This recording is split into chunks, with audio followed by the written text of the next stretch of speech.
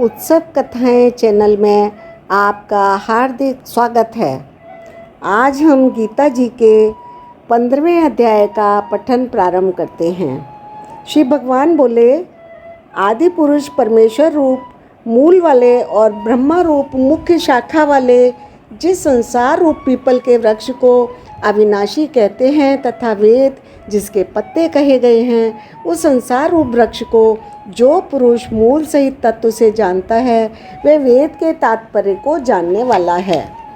उस संसार वृक्ष की तीनों गुण रूप जल के द्वारा बढ़ी हुई एवं विषय भोग रूपी कोपलों वाली देव, मनुष्य और तिर्यक आदि योनि रूप शाखाएं नीचे और ऊपर सर्वत्र फैली हुई हैं तथा मनुष्य लोक में कर्मों के अनुसार बांधने वाली अहंता, ममता और वासना रूप जड़ें भी नीचे और ऊपर सभी लोकों में व्याप्त हो रही हैं। इस संसार रूप वृक्ष का स्वरूप जैसा कहा गया है वैसा यहाँ विचार काल में नहीं पाया जाता, क्योंकि न तो इसका आदि है और न अंत तथा न इसकी अच्छी प्रकार से स्थिति है।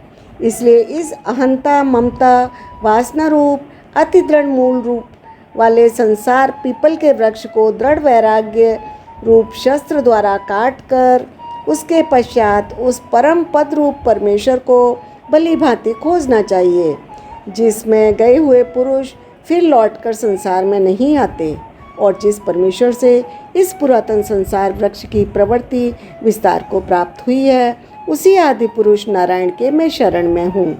इस प्रकार दृढ़ निश्चय करके उस परमेश्वर का मनन और निधि साधन करना चाहिए, जिसका मान और मोह नष्ट हो गया है, जिन्होंने आसक्ति रूप दोष को जीत लिया है, जिनकी परमात्मा के स्वरूप में नित्य स्थिति है, जिनकी कामनाएं पूर्ण रूप से नष्ट हो गई हैं, वे सुख दुख नामक द्वंद्वों से विमुक्त ज्ञानी जन उस अविनाशी परमपद को प्राप्त होते हैं।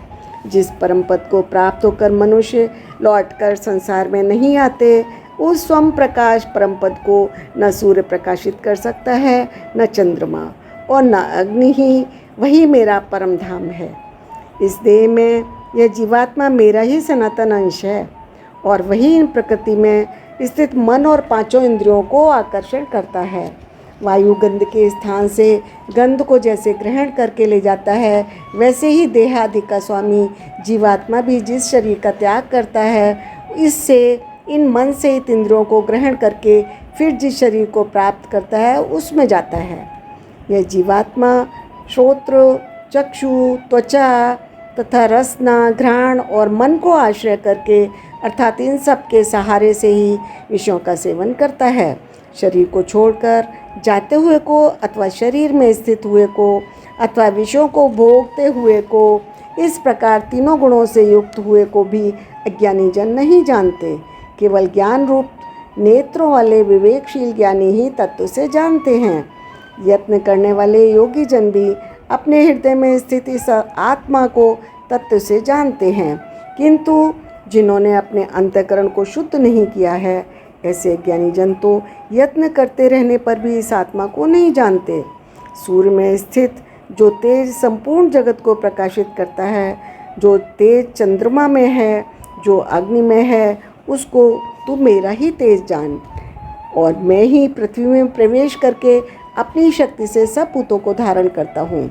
रस स्वरूप अर्थात अमृत में चंद्रमा होकर संपूर्ण औषधियों को, वनस्पतियों को पुष्ट करता हूँ।